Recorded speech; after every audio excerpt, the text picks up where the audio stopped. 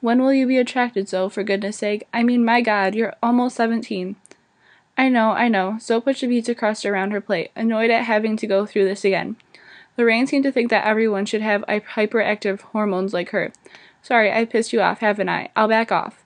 Zoe had to admit it was a rare perceptive moment on Lorraine's part. The girls' eyes met then in an unspoken peace agreement, and they ate for a while in companionable silence. Boys, Zoe thought, why aren't I as loony about them as Lorraine? I guess people are different. She smiled at how ludicrously obvious that statement was, but they seem to like me, so I suppose I'm not gross or anything, she decided. She remembered suddenly the pale boy in the park, a surprisingly clear glimpse of him, sparklingly sharp in the moonlight. She tried to dismiss her excitement with anger. I guess I was supposed to be flattered. Let's see a movie, Lorraine said, brushing the crumbs from around her mouth. They've got an El Cheapo horror Twilight show at the Cinema 3. None left alive for 2:25. I'd rather not, Zoe said a little too fast. She saw Lorraine cringe at her mistake. Feeling sorry for her, she added, there's a new French movie there too that everyone's been talking about. Perhaps we could see that. Lorraine relaxed. I try not to talk about things like that anyway.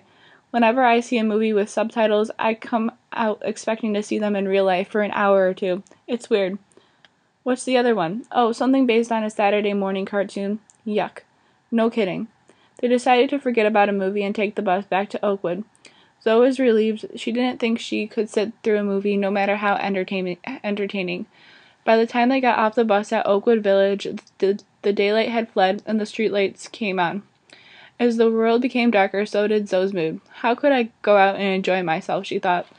As if she had read Zoe's thoughts, Lorraine tugged at her arm briefly. Hey, it was good, right?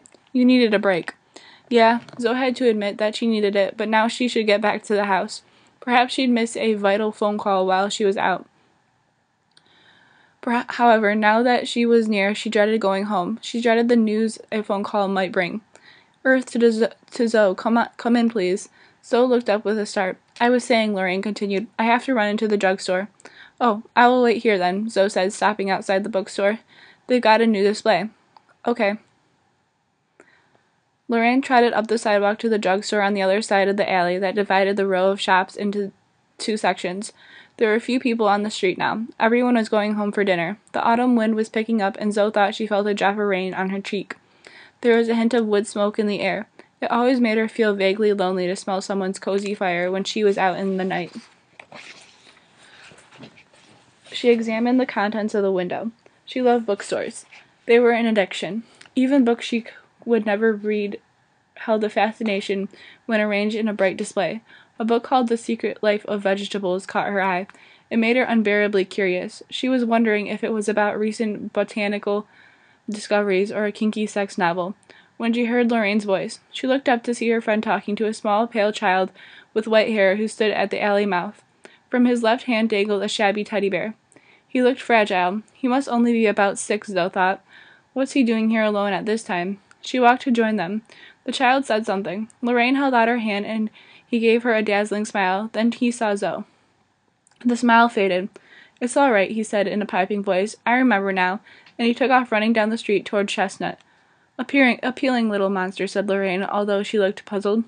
Said he was lost. Albino, I think. He wanted me to help him find his mother down there. She pointed down the alley. Zoe peered into the dark. Why would she be down there? Lorraine shrugged. Beats me. I almost felt like humoring him, though. She stared gloomily through the bookstore window. Yuck. Hey, that reminds me. Dad sent me a reading list from the school I'm supposed to be going to. Great, huh? She rolled her eyes. It's supposed to help me fit in. I wonder what it'll be like. Zoe tensed. Listen, why don't you go on home? The bookstore's open late tonight. I want to browse for a while. She appalled to hear the words come out stiff and remote. Lorraine glanced sharply at Zoe, but her voice remained neutral. Bookstores make me break out. I know. Zoe's tone was carefully gentler. So go on. You've got to get ready for Naughty Neil. Lorraine took the cue. Well, okay. I'll call you tomorrow and tell you the juicy details. Spare me. It's the only way you'll find out anything at this rate. Lorraine yelled over her shoulder as she took off for home. Zoe waved her on with mock impatience. Get out of here. Her voice was meant to sound jolly, but I don't want to hear about your shitty new school, she thought. I don't want to hear about your stupid date, and I don't want to go home. It won't work. It's not magic, So told herself as she entered the store. Just 'cause you're not there to hear of it, doesn't mean it can't happen. Nevertheless, it felt better to put off going home for now. She headed straight for the window display, but the intriguing title turned out to be merely a cookbook. She looked around for half an hour anyhow, until screaming sirens pulling up outside brought her and other browsers to the front of the store.